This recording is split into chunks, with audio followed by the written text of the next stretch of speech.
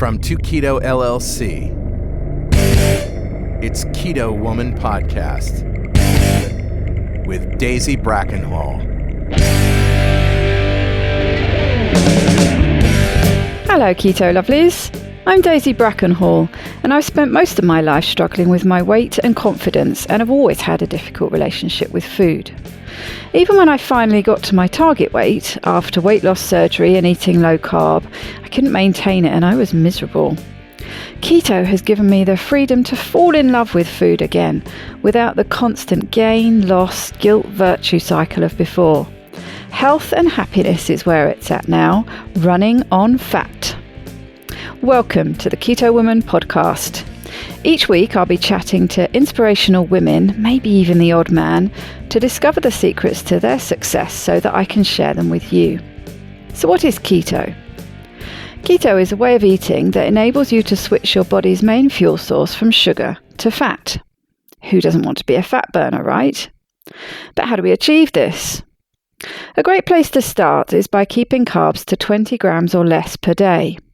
So things like leafy greens and above ground vegetables, plus some nuts and seeds and the incidental carbs you find in things like dairy. Moderate protein scaled to your lean body mass, and then fat to satiety. Once you're in the swing of things, you can tweak it to suit you. Make your own personalised keto. I'll be asking my guest each week what their keto looks like to show you just how flexible and fabulous this way of eating can be. I'm not a doctor, and most of my guests won't be either, so we can't give you medical advice. It's always best to work with your own doctor because they know you and your medical history and so have access to the bigger picture. Thank you, Laura Nelson, for supporting me in this podcast by making a pledge at my Patreon page. Do you want to hear your name here at the top of the show? Are you enjoying this podcast and would like to help me make more episodes? Then head to my Patreon page at patreon.com/KetoWoman or hit the support button on the Keto Woman podcast website. It means a great deal to me and you will get to headline the show just like Laura did today. This week's extraordinary woman is Dr. Annette Bosworth. Based in Sioux Falls, South Dakota, Annette Bosworth Md is an internal medicine physician with over 19 years of experience helping patients overcome long-term chronic conditions through lifestyle adjustment, preventative medicine, and other therapeutic paths.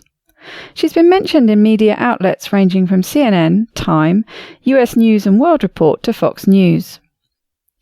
In addition to medicine, she loves speaking at town halls, jails, churches and universities. From politics to mission work, she lets her faith lead her to the next chapter of life, always looking for teachable moments. Along with her husband, she savours the adventure of raising 3 energetic, fast-growing sons through debate, wrestling, music and theatre.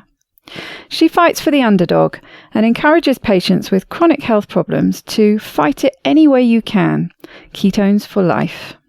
This week, though, is a little bit different. And a little bit special too, because it's the 52nd episode. I can hardly believe it's been a whole year. A year of chatting to the most incredible women, and the odd man, of course. What a great pleasure it has been to get to know so many extraordinary people and share their stories with you.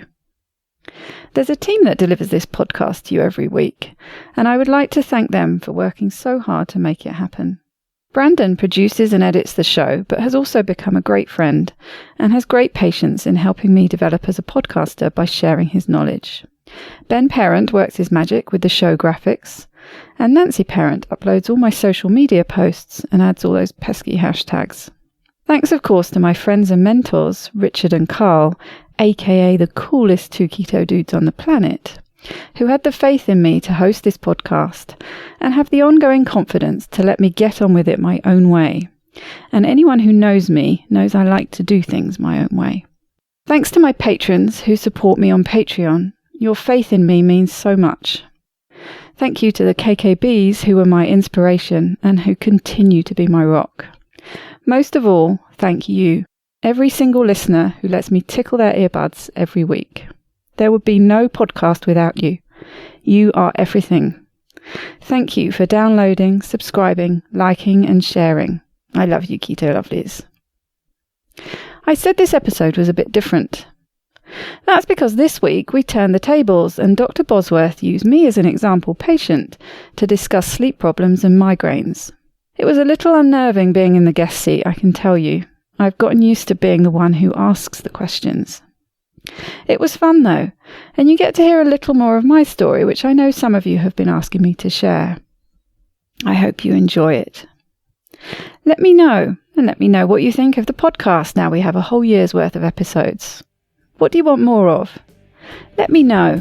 I'd love to hear from you.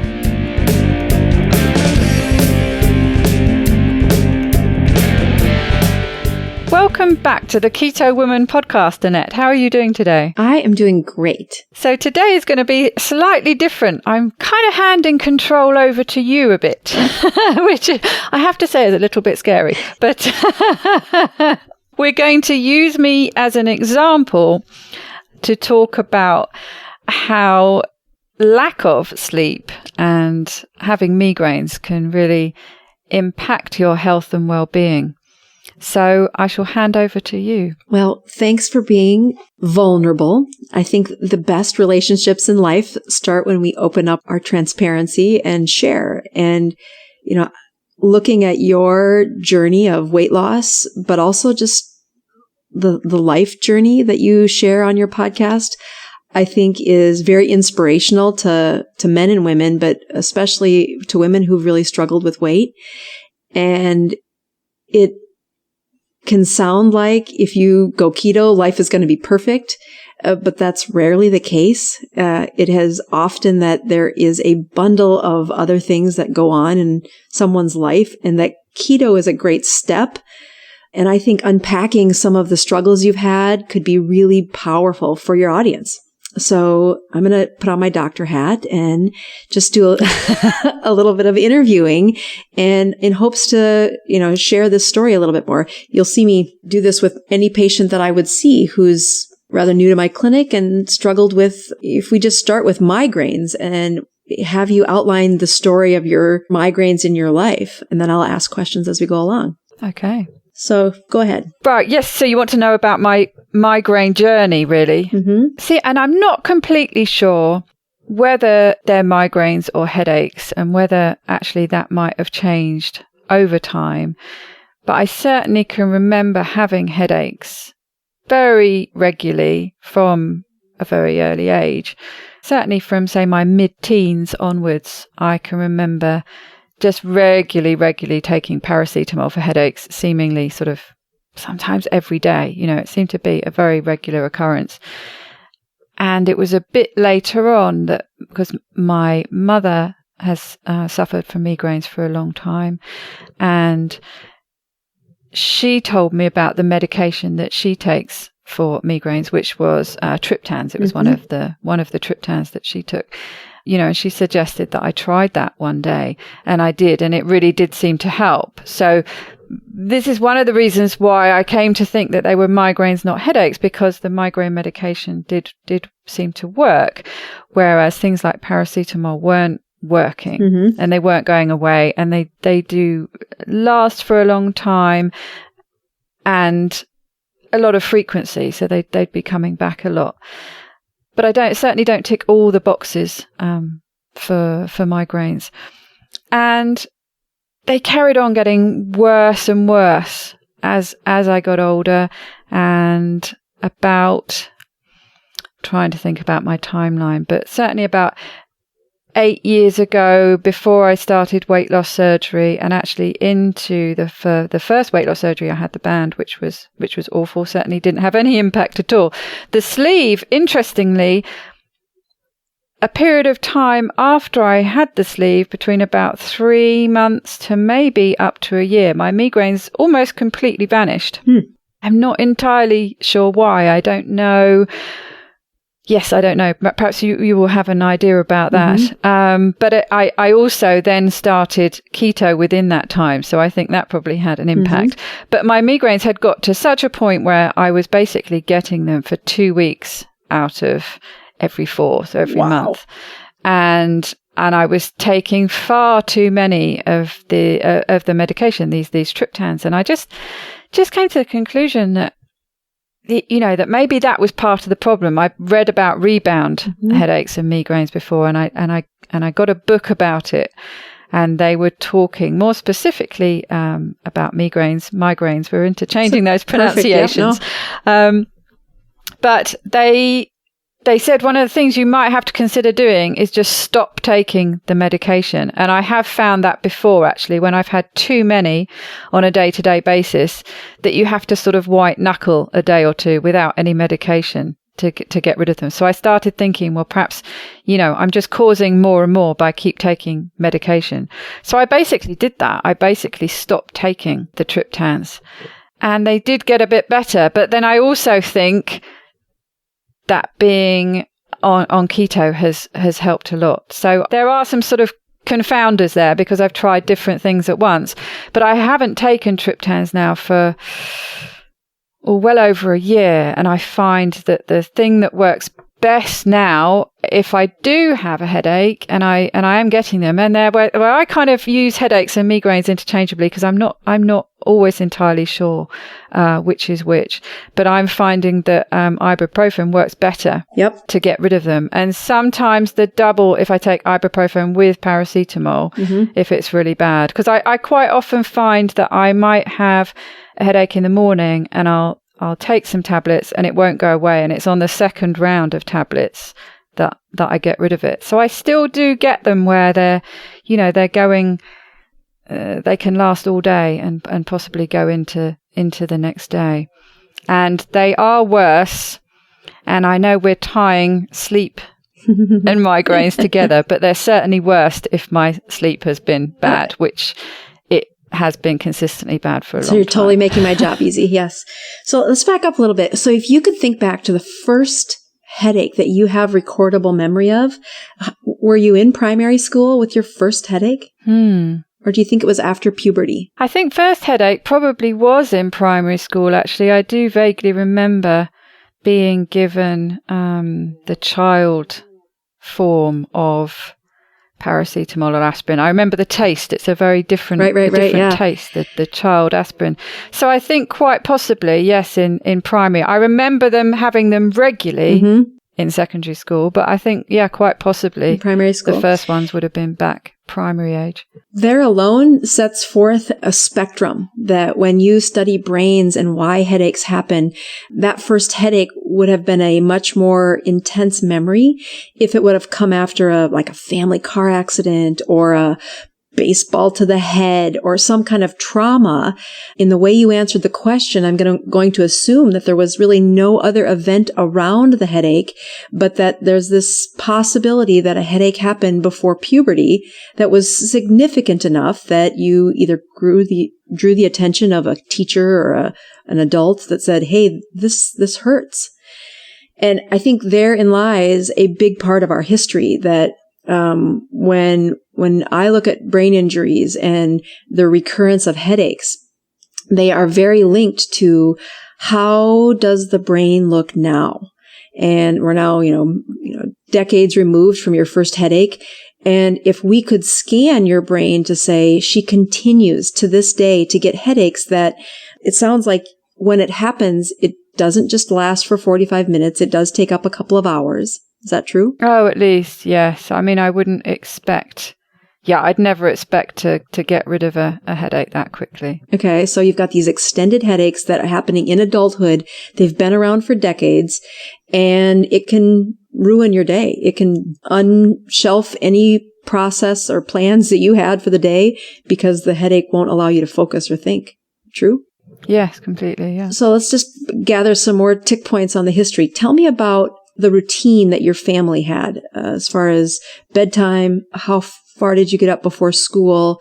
Was it common for you to miss school? Just some of those history points as a child. I seem to remember, certainly when I was that young, primary school age, that I did have quite a strict bedtime routine, and probably round about the sort of 7 to 7:30 time, purely because I remember I think I was allowed to watch Top of the Pops, and I think that was from 7 till 7:30, so we can probably time it reasonably around there.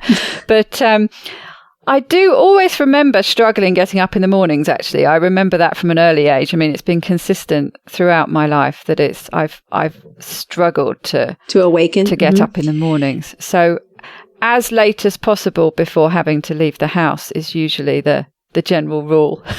Now that is very real in teenage years, but primary school is a specific time to ask this for, because many times the child adopts that pattern of behavior from what the family unit is doing.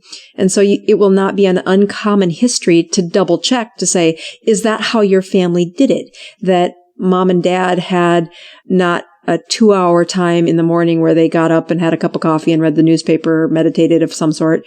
Nope, they got up and timed a quick shower, grabbed maybe a bite to eat or a cup of coffee, and out the door they went. It was a very fast pace in the morning. True? Yes, I think it was probably always quite fast paced. I certainly don't remember it as being a more relaxed, drawn out affair. And things changed for me around about when I was 9-10 years old in that my parents divorced. So I went from one family unit to a different one. So, routines probably would have changed then as well. I don't remember it too clearly, to be honest. Not enough to pinpoint, but I certainly don't remember breakfast as being a drawn out affair. It would have been quite a quick, something that you just did as part of your routine to get on with the day, not something that you took time over. Right. And this brings back a couple of teachable moments that, especially a girl's brain, when you look at puberty and when their menstruations happen, that time has changed over the years, that you'll see young girls going through their first menstruation at about 10 or 11 instead of the 13s to 18 that can happen. How old were you when you went through puberty? Probably around about 14, actually. Okay. So not too early. Not too early. So, and that's a great little measurement from if 9 is how old you were when the trauma of a divorce happens. It does affect how our brains develop when the child has an unsettledness in the way the rules of family have now changed. And, there's a couple of measurements for how much this impacts people. And you can find that changing homes can be as disruptive as a divorce. Even though nobody got divorced, the family just changed homes at a time where the brain is rapidly developing. And you'll find their brain development isn't as rapid if the stress in their journey is palpable. And this totally links to the pathology behind migraines or behind chronic headaches. Headaches have had the beautiful transition in my medical career of going from a time where we didn't scan brains very often and we didn't have a lot of data to now we can get the most beautiful pictures of your brain. We can study when it's using different hormones, different, levels of serotonin. We can look at how well it's processing sugar and if it's kind of been stunned and not processing sugar any further. And the beauty of being in that phase of medicine is that we now know that chronic migraines lead to this fancy sciencey word called apoptosis of brain cells. And that means programmed cell death, that those injuries in the brain, they don't die the first headache. But boy, if they have chronic headaches and you do a brain scan 20 years later, you're like, man, there's holes in their brain. And of course, they're not holes. They're just brain cells that went offline. Some of them did actually die. There's a scar there. When you get them to autopsy, you're like, yep, there's something happened. We don't know, always what we can attribute it to, but time associated with length of migraines, like you first had them in primary school. Sounds like they got much worse in the teenage years. And then the progression of pain seemed to happen up until even 8 years ago when another dramatic event happened in your life, which is you had gastric surgery to the sleeve was 8 years ago, right? Yeah, what the band was, and then the sleeve is more recent. That's more like 4 years ago. And yes, they've only actually eased up in how frequent and how bad they've been in the last couple of years. It's interesting what you were just saying, though, that it's one of those little flags that goes off when you mention something about moving house. We've changed houses quite a lot as I was growing up. But if a traumatic episode has impact, then that particular time, round about that age, so let's say 10 for argument's sake, because it was a couple of years around that. But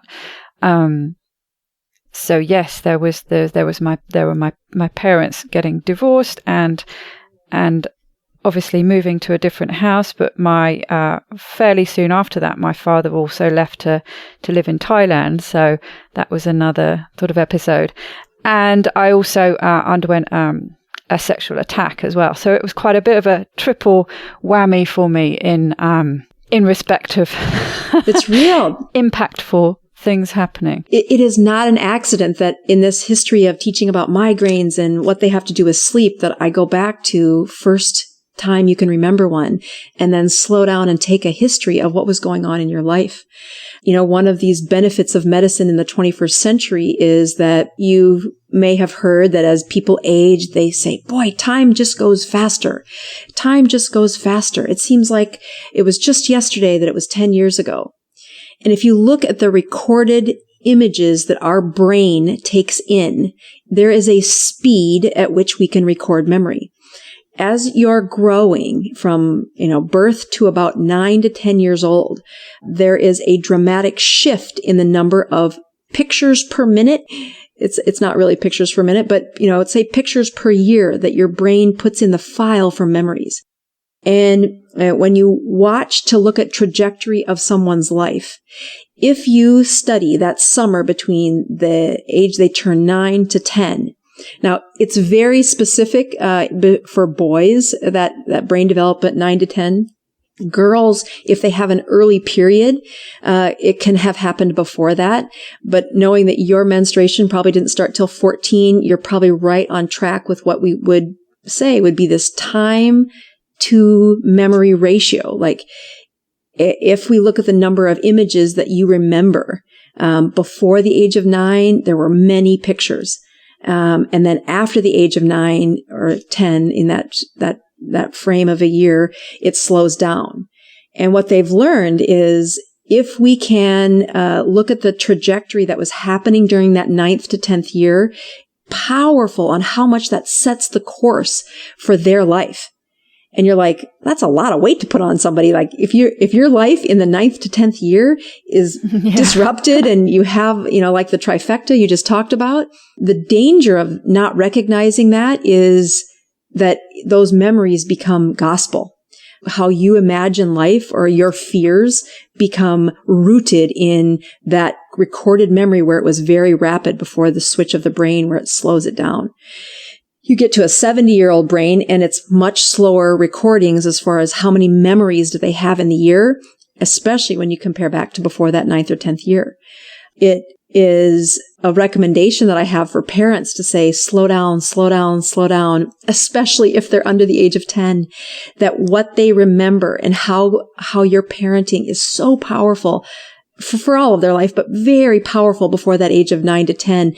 And if trauma happens in those years from 9 to 10 or 10 to 11, or even 8 to 9 for a girl, taking life a lot slower in hopes to put the recorded memories in that child's brain, it sets a path that they will forever have to live with. And so you get to say, okay, we can blame mom, we can blame dad, we can blame the assault. But in the bigger sense, it is just recognizing that would have imprinted or impacted your brain in a very significant manner because of the age that happened. And you say, maybe it was a scar, because of the trauma. And you say, wait, I didn't get hit. It was just very difficult to sort. And you're like, no, we still use the same word in the way the brain develops.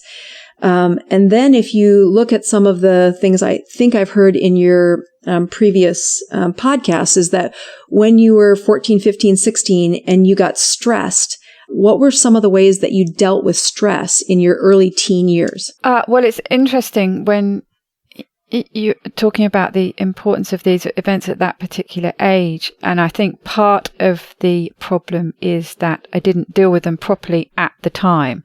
And I think it's no coincidence that some of the work I've been doing with a counsellor I've been seeing is dealing properly with them now. Mm-hmm. So I think that has an impact. I think I tend to withdraw into, and it's what I carry on doing now. I withdraw into myself and I deal with things on my own, myself. That's right. That's always been part of the problem. And trying to switch off from it. It's something that I've been doing certainly for pretty well as long as I can remember, is sleeping as a way of dealing with stress, is just to switch off from everything. Right, to shut down. Mm-hmm. Is what I try and do. I suppose is trying not to deal with it. And that's probably is something that has been set right back from that time. Is to try and push it away rather than dealing with it. Absolutely. When you study these early traumas and then the behaviors that are associated with them, it becomes a pattern. I mean, one of the histories I take very commonly in my practice is an addiction history. And we'll go back to say, what was the first time you drank alcohol? What's the first time that you smoked a cigarette? What's the first time that you gambled because you wanted to escape? Looking at behaviors where the coping skills were not mature enough for the trauma, and you did whatever it is that you used to do. Sleep is one of those where that's not a bad coping skill in moderation. I mean, it's like, all right, let your brain shut down. Let's wake back up and talk about this in the morning. As long as that pattern of sleep when you're sleeping is healthy, you can see sleep be one of the top coping skills, just shut down. But when it is the number one, I avoid and I sleep and I stay in bed, that strengthens that isolation. That sounds like is another one of your coping skills, to say, just back me away from that intense conversation or thought process. I want to shut off and go to sleep. And again, there's much worse coping skills out there, but it will grow. And when I'm talking to an addict who's really struggled, let's just say with alcohol, started in teenage years, very young, usually around puberty because of a trauma, or a neglect is another time where they just said, you know what, mom and dad were going through stuff. My big brother gave me a beer. The next thing I know, I'm needing alcohol most days of the week just to deal with the stress. And if you go into their brain, the coping skill to use alcohol to dissociate, just to escape, is like a number 9 wire. It's a nice thick rope or neural pathway. And then the other coping skills are supposed to have developed at the same time. That's why social relationships at the age of 12 are so important, but they didn't have any of those. Nobody else was drinking, or my buddy that I was drinking with, his mom said I couldn't hang out with him for obvious reasons. I was kicked off the basketball team, so I couldn't have that social interaction. I stopped drawing. I stopped doing the things that made me feel comfort, and I used just the number 9 wire. And so if you could imagine the brain, it has this thick rope for alcohol, but like a spider's web for these other 15 to 30 coping skills. And in many ways, you can see that happen when a trauma happened in your brain during a difficult year. And then you found that if I sleep, I just shut off. And then these other little wires that are supposed to be developing become very, very fragile. Then dad disappears as far as proximity goes the year following or shortly thereafter. And how about, did you reach for food as a comfort? Well, I was just going to say, actually, yes, very, very much so. And definitely sweet things. I can remember if I had spare pocket money, and I would often do it in secret because I knew I wasn't really supposed to. I knew it wasn't something that was good for me, that I was supposed to eat very often, and it was definitely a kind of a treat food. So I think there was that association. Well, this is a treat. This is something that's supposed to make you feel good. So it's quite a natural thing and an accessible thing for a child to be able to go and buy something that will make you feel good, and it did make me feel good. I mean, yes, that was my addiction. Certainly was. Absolutely, and the dopamine would rise, and you would feel better, and the comfort would land, and then it would fade, and so then you'd say, "Well, that worked. Let's try that again." And then it becomes the place where the most dopamine is made is repeating the sugars, and and the two fed into each other. Certainly more recently where it was very carb heavy. One thing, so the kind of numbing effect of just well, if just eating too much is kind of numbing in itself, but certainly eating sugar and carbs has that sort of numbing effect on your brain. But then, of course, it also switches you off in that it tended to make me go to sleep. So I would just have this cycle of eating sugary, carby foods, going to sleep. Right. So yeah, it was just my way out of it. And this is a perfect tie-in about, we're talking about migraines and sleep. Why have we gotten back to childhood issues and patterns of coping is because what happens to a brain when you push that much sugar in, the first time it's, your body squirts out some insulin, it takes care of it, but the repeated use of it would have led to a higher sugar baseline.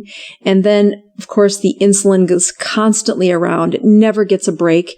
You're feeding a chemistry set that not only promotes weight gain, but promotes a stunted brain development, a brain that is swollen. We do a lot of education in the United States about traumatic brain injuries, a baseball bonk to the head, a football injury, a soccer injury, and how much we know that brain will be stunned. And if we can't nourish the brain and remove the inflammation, that consequence of their brain development can lead into adult problems if we don't coach that family and that child to say, no, sleep is really important. In my practice, it's really important that we're checking blood sugars for the child. And I put all of them into ketosis, even at the age of 12, at the age of 13, because when they've had a head injury, it's really easy for them to understand that the bonk to the head caused swelling, and that if you've ever had a concussion, sleep is what they want. It's how you heal. It's a very important part of it. But I would just challenge your mind to associate the overlap of what happened when you carb loaded as a teenager, dealing with some things that you just didn't have the maturity to deal with. And there wasn't an adult around that could either recognize that you were suffering, or maybe they didn't know what to do. Those are real options that life happens. So now you say, well, I don't know. I have these carbs and I feel this kind of sunken somnolence, and then I go to sleep. And you do it over and over and over and over again. And as you watch that teenage brain develop, something stressful happens. That's the repeat story you headed back to. Now you say, well, how does that have anything to do with migraines? Well, if you have a migraine, or if you have a headache that is going to, let's just say we have a crystal ball and we could see that the headaches that were associated with those changes in your life at 9 or 10 caused a scar. And I use that in a very general term, but it's a swollen area of the brain. And then you add sugar and sleep, and then more higher insulin and sugar and sleep and insulin. And now you've got chronic swelling happening in this area that really needed an anti-inflammatory session. It needed 90 days at least of no inflammation to shut off that kind of the gummy milieu of proteins that happen around a brain injury. And your brain injury was caused by, high sugars and too many changes in life. But brain injuries from soccer balls to marijuana to alcohol all cause this kind of stunted growth in how a brain should develop during those teenage years. With a migraine that starts out as the first time you had one, it went away after some aspirin or Tylenol.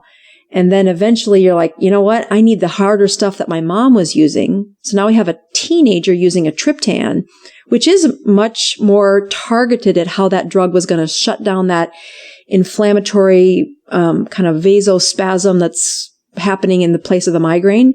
And you're like, yep, that made the headache go away. And by definition, I would just look at the whole syndromes to say, of course, these are migraines. The intensity of the headache, the response to a triptan, and the length of time that they last are all consistent with the best predictors to say, if I could do a biopsy of your brain to see, is this a migraine? I would say, absolutely. It is a syndrome that continues to happen around an injury in your brain. And it's so true that progressively you need more and more. I mean, that was one of the things that's just reminded me actually that I forgot that I needed to take the triptans either more of them or more often to treat the same migraine. That was one of the things that made me think I've got to stop this, because I'm having to take too many, not only for each one, but in frequency too. Right. So you do the level of what works. You just have to keep upping it and upping it and upping it until you're taking so many pills. It just gets crazy. And the level of sleep that comes when people have a head injury or a head pain, a headache, of whether it's from a trauma, of a physical trauma, or constant flaring of a migraine. The brain's best repair happens in the depth of sleep called stage 4 sleep or delta wave sleep. And during that time, we make a very special protein called BDNF, or brain-derived neurotrophic factor. And this little protein has been kind of the superstar in brain health since the turn of the century. If you wanted to have funding for brain research, you just had to mention BDNF, and practically they got funded because it was such an unknown entity. We didn't understand how the protein works, and could we just squirt some in you and make it do what we wanted, or does your brain have to make it? And the tagline that I like to teach patients when it comes to BDNF is, it's like the miracle grow for brains. And you say, okay, so here you are in the 4th decade of your life, and you now have this long history of migraines or headaches. That could you confirm that they are the same type of headache, that it either starts in that same spot and then spreads, or it has a similar history when they come? Yes, they always start in the same spot. They always start behind my right eye, but certainly they're predominantly behind my eye. Mm-hmm. Yeah, and that gets us back to saying this was an original injury that happened during the development of your brain. And now we want to say, hey, we know that the long-term migraines are very dangerous for like dementia as you age. They also promote depression. There are several links to how well your happiness score, I don't like that word, I think it's overused, but just how well you are resilient in the journeys of life. Well, I've wondered actually which comes first, because yes, depression has been an issue with me. I mean, I've really recognized it as being very bad in my early 20s when I started university. But with hindsight, it was there from a much, much earlier age, probably, back to that time when I was 9 or 10. It got to the point where I noticed it because I was, when I had my bath in the evening, I just used to sit there crying the whole time. So it got to the point where it was sort of that noticeable, I think. But with hindsight, I think it started before. I've often sort of thought to myself, so yeah, which bit came first? Mm-hmm. The headaches, the sleep issues, the depression, the thyroid, underactive thyroid. I always wonder which one was the first one, but they're obviously all very connected. I would contend that it matters not which one came first. Yes, true. I just like to, I've got that kind of mentality that I like to know. Right. And the truth is that when I explain depression and sleep and migraines to patients, this is the typical conversation that they come in saying, I want you to fix my headaches. And if I'm doing the best job as their physician, I back up and hear a story that helps me show them. I don't need you to tell me that there was something that happened in the development of your brain. As soon as you said primary school headache, you are in the fringe. That's not normal. And I would contend that statistically something happened. And then the human body does this thing. It keeps collecting symptoms until you pay attention. And you can come in and see me, and I can have this list of thousands of medications that I can use to take you up a couple percentage points in your symptomatology, but it will never cure you until we fix what caused all of this. And that doesn't happen in a 20-minute appointment. That comes with the journey of understanding what happened, and then validating, saying, oh, that had to be so hard. You've got mom and dad making a life decision of ending a relationship that was never supposed to end in their hearts. They didn't start that journey saying, I'm going to end it. And now the heartbreak was so traumatic that, one moves across the globe practically. And then during that time, the primal job of a parent was to protect their children. And then they were emotionally absent, that something happened to you during that time. And so the cascade of just having forgiveness or love or understanding and compassion for the Daisy at 9 years old is really where you must begin as a mental, like, well, what caused this? And I would say the symptoms are just your body trying to say, hey, go back and unpack this. We need to unpack this or we'll never be whole.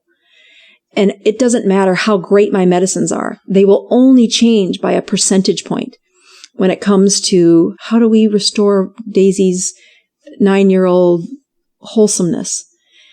And I mean, you don't have a job in addiction medicine, or internal medicine is what I do, but I have a lot of addiction patients that they unpack stories that there is no going back. There's no going back to saying, how do we undo that? We can't. But what we can do is have compassion and just the life circumstances that teach them. How do we get through that? And it turns out that's way better than an antidepressant, than a sleeping pill, it might not be better than a ketogenic diet.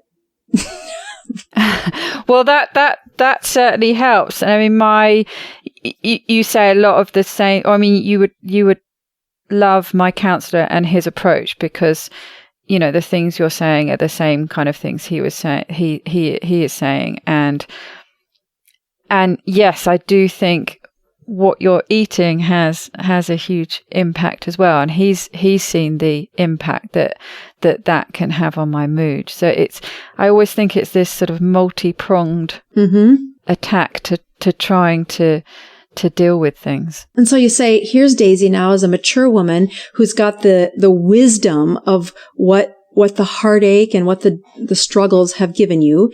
You know, we can look back and have a pity party for how much has happened to us, but I really have, grown full circle to use my own history of devastation and heartbreak to say, no, it taught me something. It was valuable in that lesson.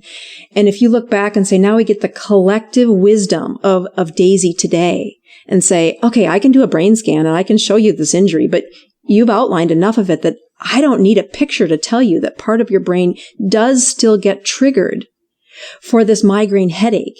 And we've got 4 decades or 3 decades of practicing that angry nerve, that inflamed nerve, to say, all right, now that you've got this wisdom and this insight, let's show you how you could repair that brain. And I think that is step one. Where you get the advantage of the perspective. And so there's some rules about how do you repair a brain that's been practicing a migraine for the better part of these multiple decades.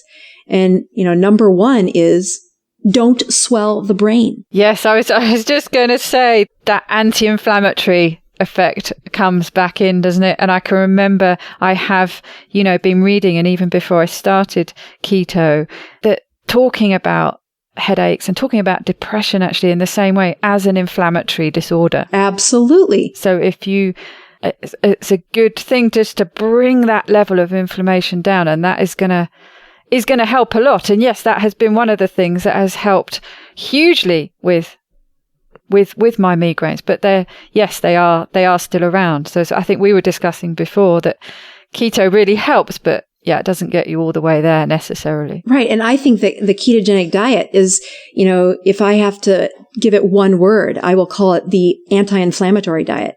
It reduces inflammation better than anything I can do. I have a little YouTube video out there about explaining the power of anti-inflammatory effects from a ketogenic diet. And I talk about the ibuprofen decreasing the inflammation as much as a nickel. Yes, it does do it, but it's about a nickel's worth. And then I can write you a prednisone dose pack. I can write you a drug of a steroid that will decrease it by like 50 cents. You're going to have 10 times more the effect from the steroid.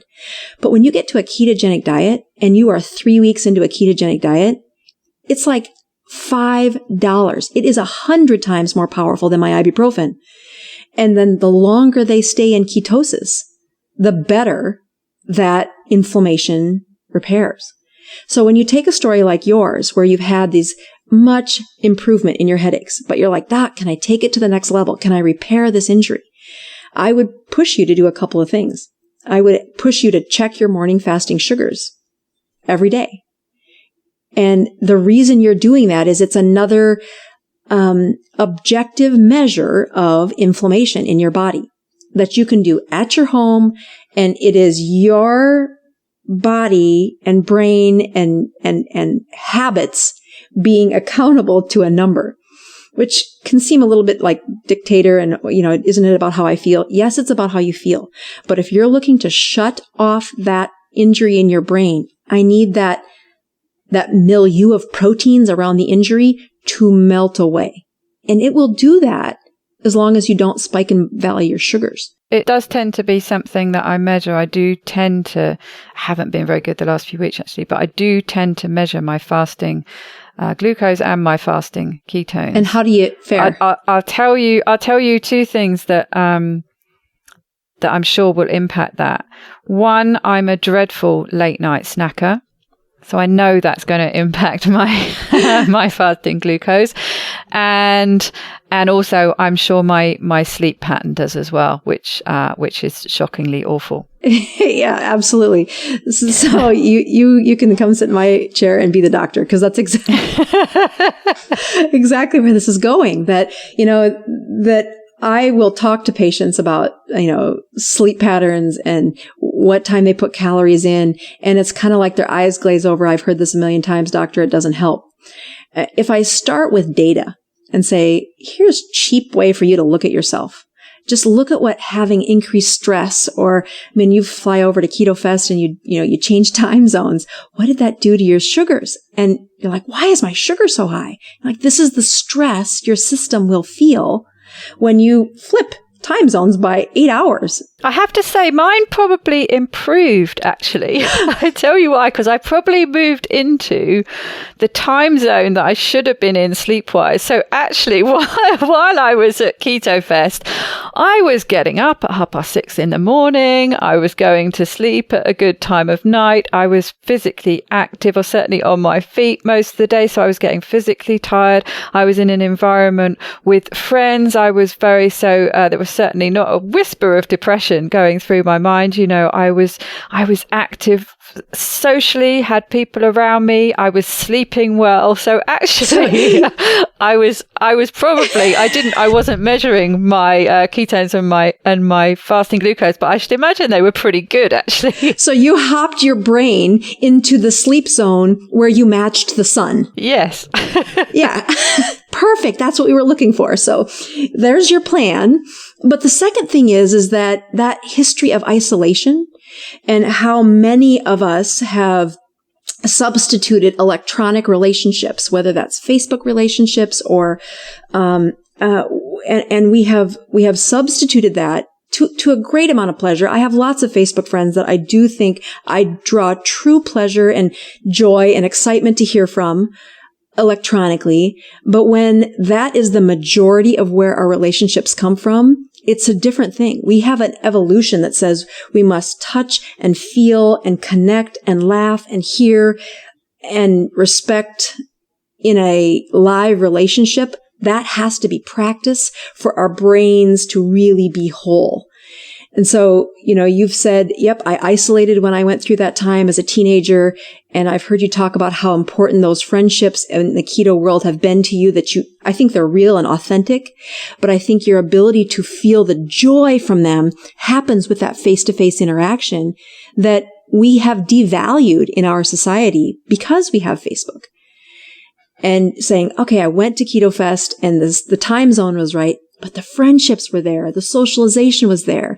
I shut my brain down. And sure enough, the symptoms that my brain has been sending to me, they were much less. I'll end with a story that I think is powerful when it comes to depression and sleep and migraines. I've pushed forward that you can't fix an injury without understanding its origin. That if you come to me for a pill and I am selfish enough to just give you a prescription and say, take this, you'll be better, I would be lying. that when you look at a culture and how much your interaction and your connection with other people is the antidepressant, is the anti-migraine, is the anti-inflammatory that is part of how do you sustain on a ketogenic diet, you must fill those empty spaces in your life with the reality of how hard it is to forgive and move on from an injury that happened very early. So the story I like to teach with is when the world of antidepressants came out, they're called SSRIs. Oh, I know all about those. I was on them for at least 20 years. Right? That you should never be on them for 20 years. They're not meant to do that. And you go back to my education as a medical student saying depression is a chemical imbalance in the brain. Okay. Right? No. Okay. Yes, there's a chemical imbalance in the brain, but it's like saying, stretch marks are caused by obesity. Okay, but that's not going to fix the problem. The chemical imbalance is there during depression, but how do you fix that? So I want to say Cambodia, I think that's the right country, was one of the last places that the antidepressant prescription arrived as far as the spread of an improvement in medicine. And so they were trying to teach the Cambodian physicians, how do you improve depression? And they said, well, you write an antidepressant. And so the Cambodian physicians would say, well, we have antidepressants. And they're like, okay, what are your antidepressants? And, the scientists were thinking, oh, they're going to hear about these herbal supplements or, kind of like a seance. And they're like, no, we visit them. We listen to them. We engage in what caused their depression, and then we validate their injury. And then we find a strategy that gets them past it. And of course, these physicians from Western America are like, what are you talking about? This doesn't make any sense. And the guy goes, well, let me give you an example. Last year, I had a man who came to me. He works in the rice paddies. And he stepped on a landmine while working in the rice paddies, and he blew off his leg. And he was rushed to the hospital, and we took care of him, and we repaired his removed leg. We gave him a prosthesis, and he went back to work in the rice paddies. But he got back to the rice paddies, and the pain in his leg was so intense. And every time he went to the rice paddies, his heart was his mood was heavy. His facial expression would melt. The trauma of returning to the place where his leg was blown off was causing depression. And, the scientists are sitting there observing the story. He goes, so we gave him an antidepressant. We went to his house. We looked at his story. We heard his story and said, this is too much for your brain and your soul to deal with. We need to find you a different profession. I said, why don't you take up this cow? And you milk the cow and you sell the milk in our community as a way to make your living instead of working in the rice paddies. And he kind of did it as he was told, much like my patients take an antidepressant as they're told. And he didn't much believe in this answer at first, but about 2.5 weeks later, he comes back into the physician and his facial expression is whole and the pain in his leg is gone. And the purpose of his day is about how to milk a cow.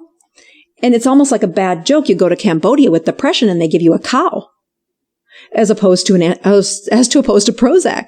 But the truth is that the depression score in how much he was improved by collectively understanding his whole story is a far better sustainable injury or sustainable plan and sustainable antidepressant than Prozac ever had a chance of being.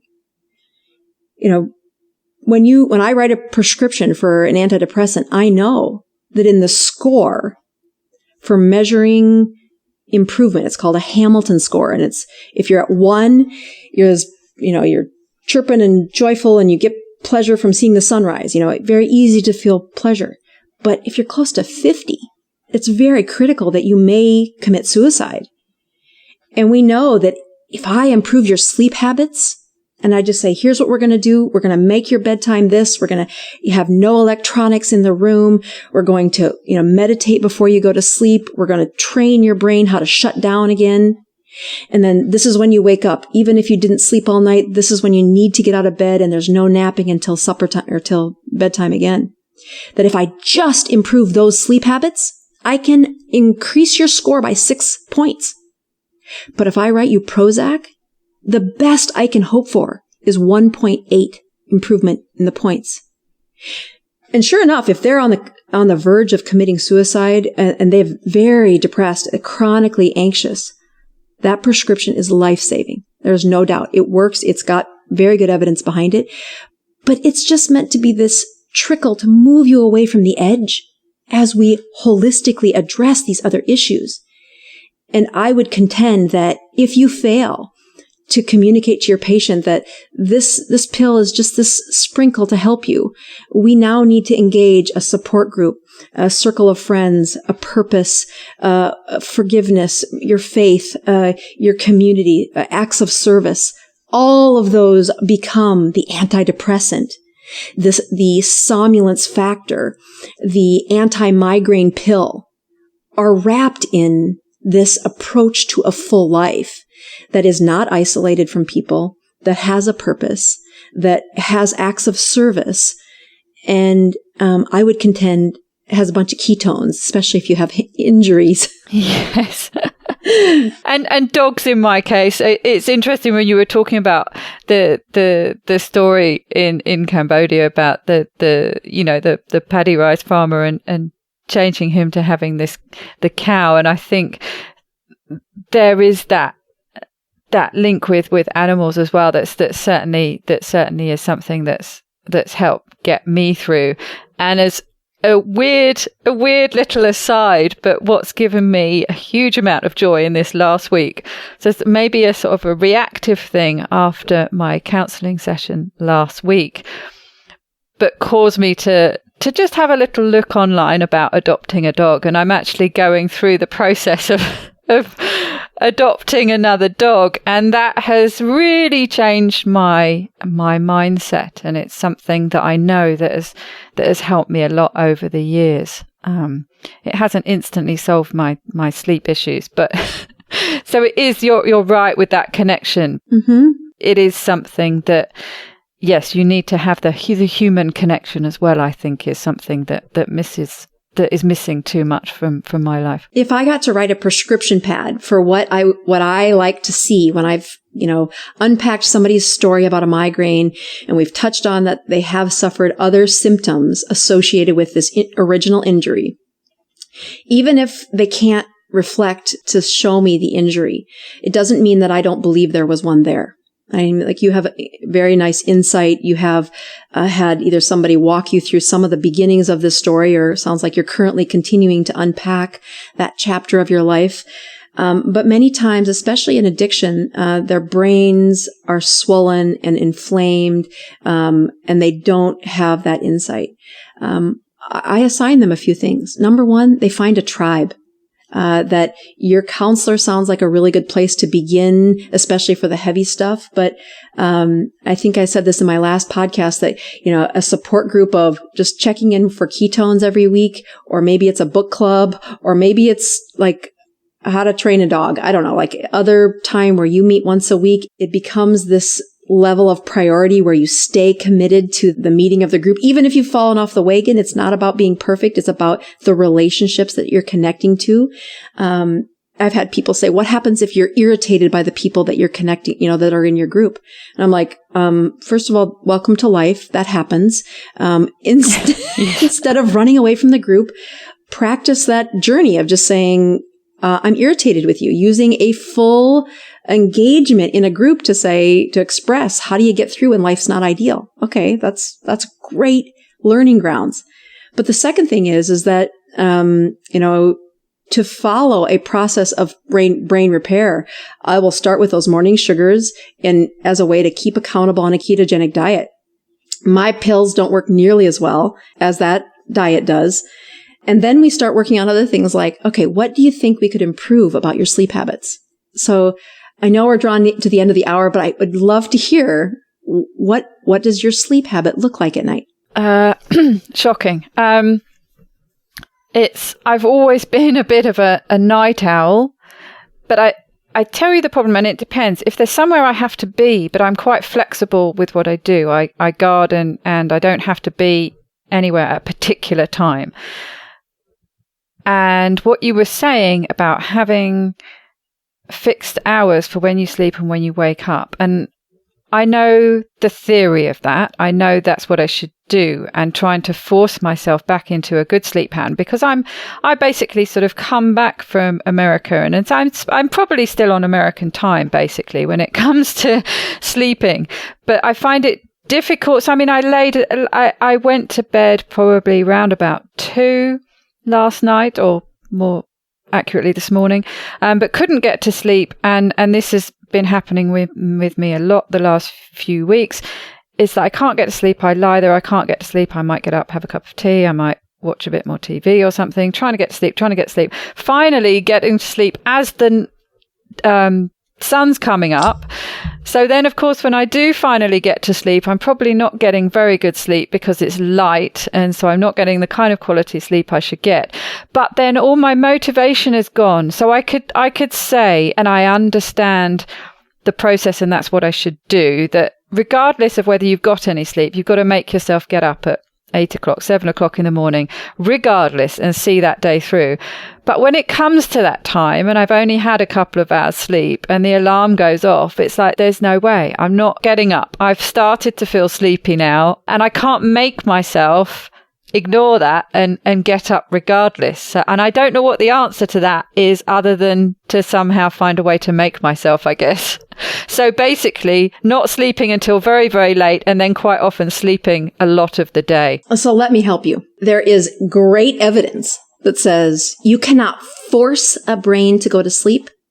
Okay, there's a couple of meds that I could give you that would force your brain to go to sleep, but without medicinals, you cannot force a brain to go to sleep, but you can force it to wake up.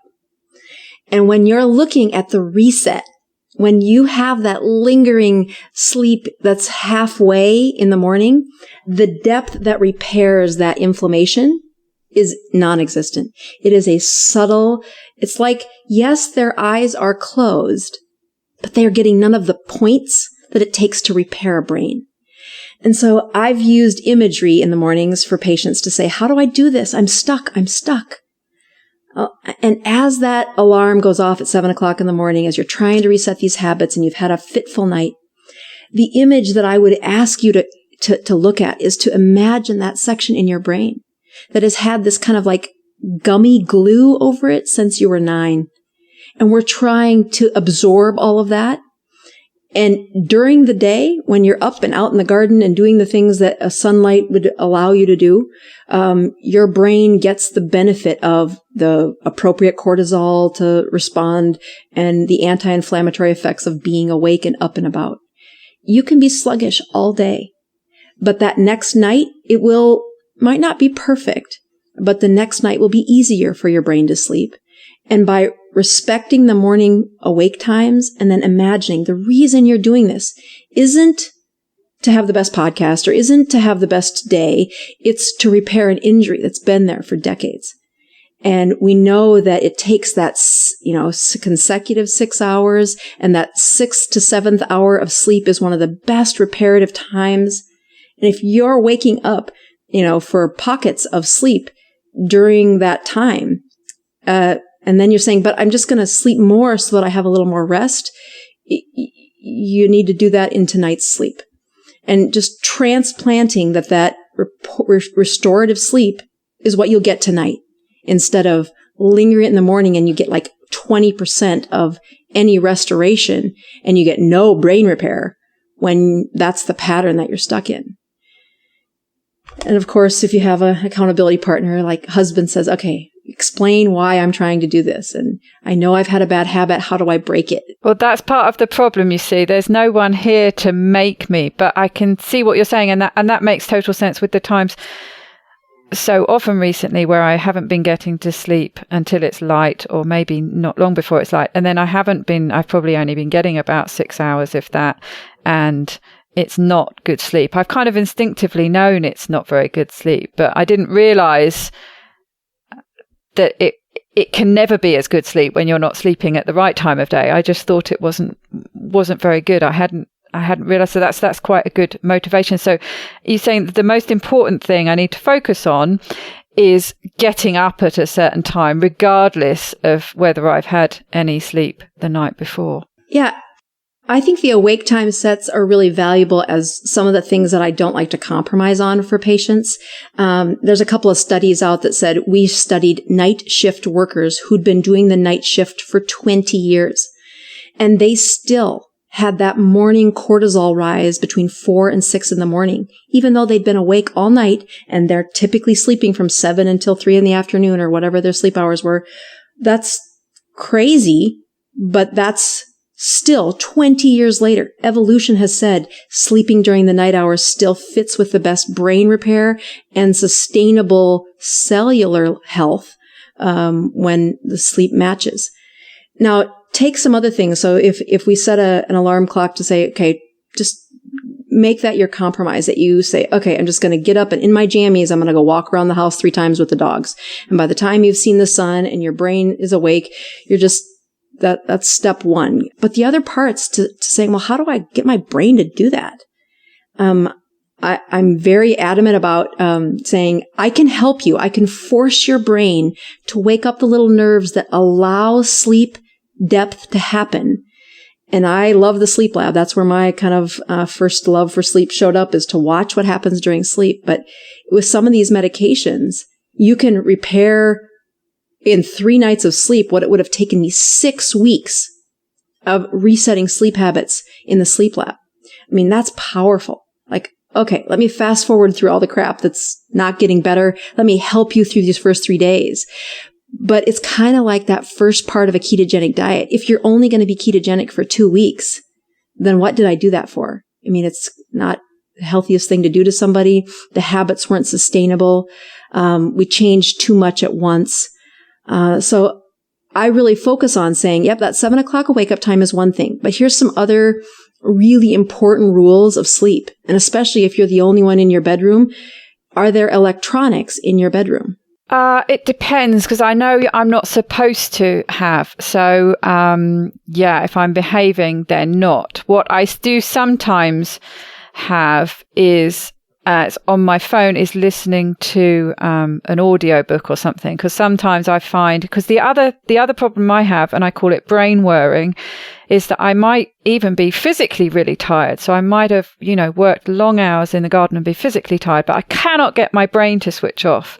And as I'm wanting to go to sleep, it's just thinking about anything and everything, all the million one things that I've got to do that I haven't got around to doing yet. And then I start getting stressed about that, and I start thinking about things in detail. Sometimes if I can focus on something like a podcast or an audiobook or something like that, it can train my brain enough to switch off. So but I try not to have anything other than that. I turn the alarm clock down so that I can't see it and things like that. Yeah, those are hypnotic coping skills. Like your brain spends time listening, and then the checklist that was really adamant before the audiobook started is kind of hypnotically listening to this book. Especially, you'll find this, you'll probably have an opinion about the voice you like to listen to. You're like, oh, I really like the guy that reads this book, and I've listened to all of his audiobooks. So his voice has become this hypnotic place. That's fine. It's a skill that you're learning to say, shut down the checklist. But I would encourage you to be in control of that. So have you ever heard of the Muse headband, M-U-S-E headband? No. So it's a headband that has, I was just looking to see if it was on my shelf. The headband has a little sensor behind each ear and then on the forehead. And it is hooked up to a smartphone, and you don't need to be a doctor to do it. You can buy it. It's MUSE headband. And it is to train people what brain waves awaken when you meditate. So meditation is what you're trying to do. You're trying to shut off the checklist. This is a skill that you can't do great the first day. You're going to have the checklist show up in your mind. You're going to stop breathing in the deep breathing after like the 3rd breath. But as you grow the skill, that's what we're trying to have you ignite when you go to sleep. That's the part of the brain that when you shut it down, it repairs better. why do studies that say if they're truly meditating as a practice in their life, their depression got better, their headaches were better, their focus was better, their diabetes was better? Like, how does that have to do with blood sugars? But I contend it's part of the same rhythm of sleep that is awakened once they learn how to do that. And in all fairness, you were supposed to learn that right around the puberty age of what is the skill to shut down your brain. And if your body was saying, heck, we're just surviving, we're not learning meditation skills at 14, you need to learn it now. So the Muse headband is, again, biofeedback. When you hit the brain wave that is meditation, a little bird will chirp in your earbuds. As if to say, the people who are most zen, they can have a bird land on their shoulder and be chirping and not move or not scare the bird away because they're so zen. Okay, that's a brainwave. And the brainwave can be taught to you by saying, oh, let's take a deep breath. Let's practice this during the day. I would contend, especially if you haven't slept well, to sit outside, use Muse headbands are wonderful, but they cost a couple $100. But I think it's one of the fastest tools ever to teach someone, how do I do this? And then there has to be a good why are you doing this? And that is, there's this part of your brain that even in a ketogenic state continues to flare whenever it's multiple days of not sleeping, or whenever I fall off the bandwagon and have more sugar than I'm supposed to. The inflammation comes back and bam, there comes the headache. And I can say, okay, we can white knuckle how to improve your diet, but until you figure out how to calm down your own brain and shut down your brain at night, we're going to have this cycle repeat over and over and over again. And those are some of the biohacks or life hacks, is to watch yourself. Don't make me the teacher. Let this tool be the teacher at any time in your life. And maybe that needs to be your support group. People figuring out how to meditate. Yes, and there's definitely a correlation between sleep or lack of, or having got poor sleep and headaches. I've noticed that. You feel that too? Yeah. Yeah, for sure. And what about, so do the migraines get worse when you have when you're off ketosis as well? Can you notice that they come back if, Oh, yes, definitely. Mm-hmm. And you understand that, right? Definitely. Everything's worse, really. Yes, depressions are worse, migraines worse, sleep patterns are worse. Yeah, your classic textbook. And that's part of the thing with the slight, the addiction of sleeping and switching off. It sounds good, you're getting a lot of sleep, but you're getting the wrong type of sleep at the wrong time of day. Yes, I can see the importance, and I've watched your video about sleep, and it kind of terrifies me how I'm killing off brain cells. So can you repair this damage that you can do to your brain cells with headaches, with lack of sleep, with depression? Is it something that you can repair by improving those things? Daisy, if you had met me 8 years ago, before you had your banding, and you would have come to ask me the question, I would have said the cause of that brain injury was at 9 years old. But now the perpetuation of the injury is the high carbohydrate diet, the poor sleep, the depression that keeps cycling back and, making it more difficult to have the next best decision. But when I stopped my world to say this diet can do way more for repairing the brains in my clinic than any prescription, bar none. I have the privilege of writing prescriptions that are powerful, but none of them are as reparative to the brain as the removal of inflammation that happens in a sustained ketogenic state. That when you look at folks with your story, because they are so abundant, it's why I was so excited to do this podcast specifically with you, using your story to say, do you know how many people have this exact same story? And when they come in, I get this flash of a window to help them, when what they really should have is the history and the journey and the education that we've done in this last hour plus. In response to saying, can you heal it?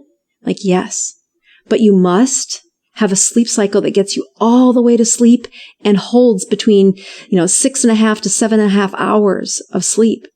It must have a time where the cortisol in your system is low enough that you don't end up with 120 blood sugars in the middle of the night. That's swelling in the brain.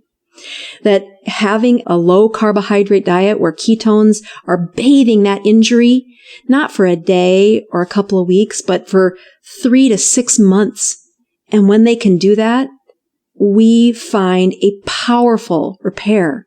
Like, I have a couple of people who are young boys.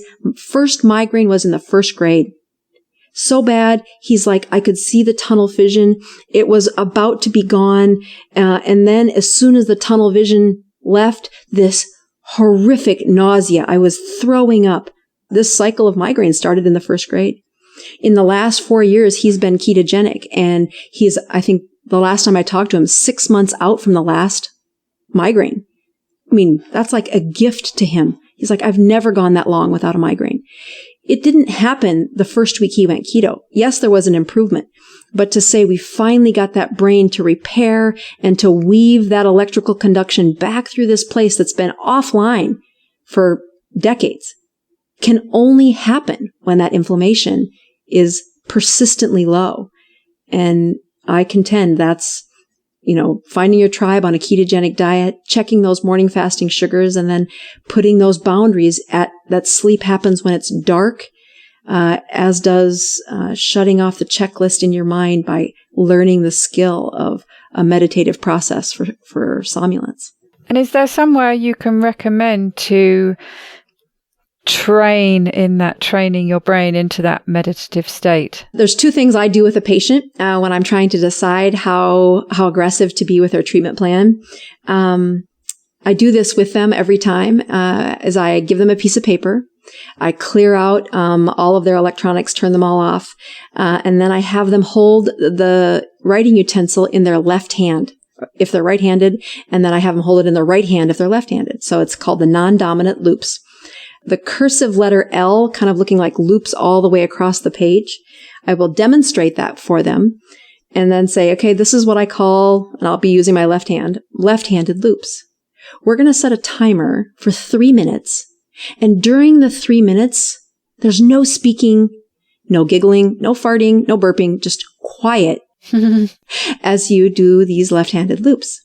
And that's all I explain to them at the time they start. And they kind of look at me like, what are you doing? But as I do this 3-minute process with them, and I'm doing it too, just so they can example and see this is what we're doing. It's not about how pretty the loops are. It's not about how straight the lines are. It's about what happens to their system as they enter into that 3 minutes of one of the most basic meditation states, which is distracting the opposite side of the brain, that non-dominant side. And then if I'm mindful enough, I can watch their breathing, and the breathing will slow down a little bit every minute. Now, if they get to if we could do it for 10 minutes, the 10-minute study is much better. But the 3-minute one is powerful for teaching them to say, this is what it looks like to shut down your brain. If they can't get through that 3 minutes without laughing or giggling or throwing their pencil or getting frustrated, then they need a therapist. And I say that because there's just so much that they're sorting, that the skills are very, very immature. And that's not a bad thing. It's just that no one's taught them. But if they can get through those 3 minutes, then I start to say things like, if you'd like to learn how to do this, and I usually pull out the Muse headband and I show them what that tool is like. That's a very powerful one on your own, and you get to grow with it. But there are other apps out there that I've used to say, just use this as a guided meditation to shut your body down every night for sleep instead of the audiobook. Because the audiobook, you are kind of hypnotizing and you're not mindful that you're actually shutting down. But when you do the meditation and you're saying, no, I'm listening to this process to shut down my body. Now it's that hypnotic kind of shut down the brain, but you're doing it with intention, giving control back to you.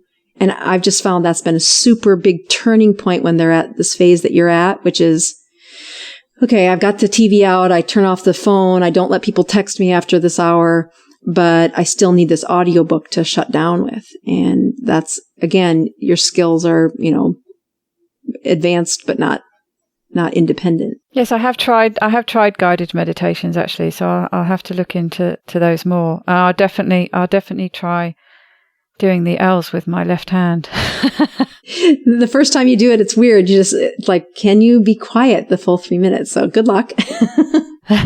I will definitely try that. And yes, I am going to try implementing the things you have told me and see what happens, because I do have that motivation. It terrifies me actually thinking of killing parts of my brain off. So yes, it's a good motivation to really try and make it stick. Yeah, I do a workshop that's about 6 hours long, and we start with, it's called Brains of Addiction, From Trauma to Repair. And it was initially for chemical dependency counselors, but I can't believe the number of I have had a couple of migraineurs saying, my mom came to this and said, I need to come watch this. Just for the record, I'm not addicted to anything. And of course, by the end, they've seen many things that if you want the brain to repair, here's the rules. This isn't a guess anymore. We know how to do this.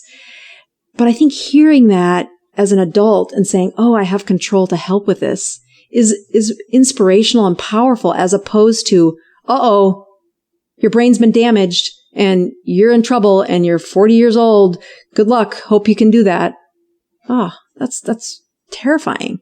Yes, definitely. I will let you know how I get on. You've given me a lot of helpful tips there. I wonder if you've got a top tip to leave us with out of all those great tips. Right. I have thought about that again, and I really go back to what I said the first time, which is those interpersonal relationships, when they're absent, they cause symptoms. It is a level of loneliness that if you went back to the 1960s and said, how many people could you call in a crisis? The average number in America was 5. But if you look today, the average, the most common answer is 0. That their relationships are not as intimate to rescue in a crisis. And it doesn't have to be mom and dad. It is a development of other people that are lonely and are looking for common threads. So my top tip returns to find a tribe, stick with the journey, even if you get irritated with them. It's about those interpersonal skills that are coaxed and developed in relationship, in a group. Call it a book club, call it keto club, call it migraine treatment. I don't care. That really is about how have I looked and touched a relationship that is a place where we come together as a growing unit. And I think that's my top tip again, is just find your tribe, put it on the top of your priority list that you attend every week, and then know that it is helping both you and the people showing up with things from migraines to diabetes to cancer prevention. Those relationships are palpable and they matter. Well, thank you very much. It's been different this week, but yes, I've gained a lot from it. Thank you very much, Annette. Well, thanks for letting the tables turn and having the questions be asked of you. It's been wonderful to hear more about the wonderful and marvelous woman of Daisy. Oh, thank you. We'll have to get you back on soon to maybe answer some questions from the listeners. Absolutely. They can ask Dr. Boz. Yes, that'd be great. I'd love to do that. Thank you very much. Perfect.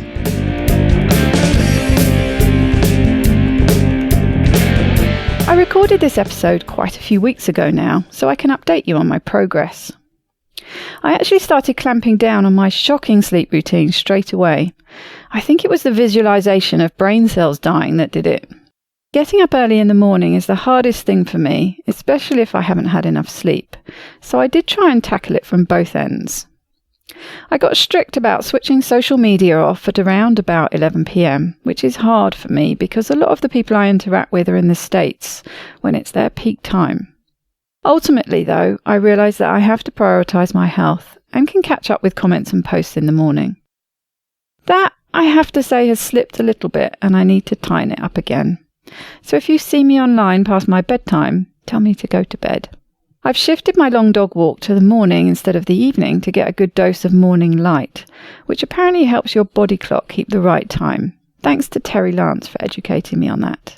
My other bad habit is snacking late, and I'm still struggling with that a bit too. I know it impacts my ability to get to sleep, and I sleep more restlessly if I've eaten late, so that's the next thing I really need to drill down on.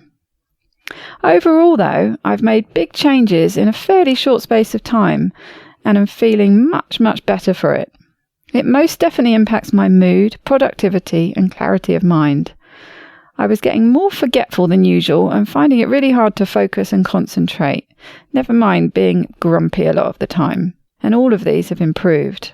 Getting to sleep is still sometimes hard, and I do find my audiobooks help. Although it's true that I engage with them, they also engage my mind just enough to switch off the brain whirring I tend to get. And I know I don't fully engage because I miss big chunks of the story and nearly always have to listen to that section again the next day. I have to say, I had got to the point where I was a bit desperate.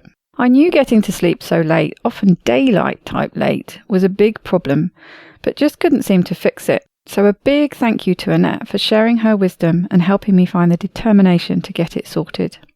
To get the resources and links from the show, please go to ketowomanpodcast.com. Are you my next extraordinary woman? Maybe you've got an idea for a show, a topic you want to hear about. Let me know how I can tickle your earbuds by dropping me a line at daisy@ketowomanpodcast.com. If you fancy joining me on this exciting adventure and want to help me create new episodes, please go to my Patreon page at patreon.com/KetoWoman or simply hit the support button on the Keto Woman podcast website. It's thanks to the two keto dudes that I'm hosting this podcast, so please consider heading to their Patreon page at patreon.2keto.com and help them bring you more podcasts like this one. Please help other people hear about and find this podcast by reviewing the show on iTunes and Facebook. Every star and review really does help. It doesn't go unnoticed by me, the people who regularly like, share and comment on my posts. Your support means the world to me. Thank you. This week's end quote is from Margaret Mead, given to me by Sarah Hung, and it feels very apt to me, being part of the wonderful keto and low carb community, as well as my very special KKB community. Never doubt that a small group of thoughtful, committed citizens can change the world. Indeed, it's the only thing that ever has. Bye-bye, and thank you, Keto Lovelies.